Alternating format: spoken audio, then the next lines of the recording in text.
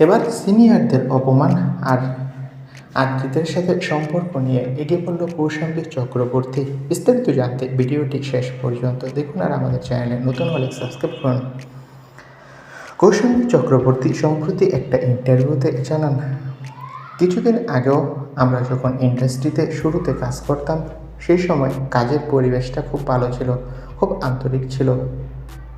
বসে কথা বলা, গল্প করা, কাজের ফাঁকে আড্ডা মারা সব হতো।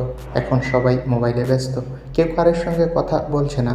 আমাদের পরের জেনারেশনের মধ্যে কাজের প্রতি ভালোবাসার তার থেকে কটা শো করলাম, কটা ফিতে কাটলাম, কটা গাড়ি কিনে নিলাম, কটা পার্টি করলাম, এটাই আসল ব্যাপার। অভিনেত্রী বলেন, সিনিয়রদের সামনেই তারা সিগারেট খাচ্ছে, কোনো সংযম নেই। অভিনেত্রী ইন্টারভিউতে আদ্রিতের সাথে তার সম্পর্ক নিয়েও কথা বলেছে। কৌশাম্বীকে প্রশ্ন করা হয়, আদ্রিতের সাথে নাকি আপনার ঝামেলা হচ্ছে, আপনাদের কি বিচ্ছেদ হচ্ছে?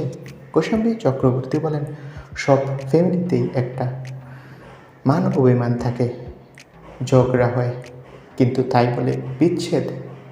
আদ্রিত আর আমার মধ্যে যদি মান অভিমান হয়েও থাকে, সেটা আমরা মিটিয়ে নেব, এতে অন্য কারো হস্তক্ষেপ প্রয়োজন নেই।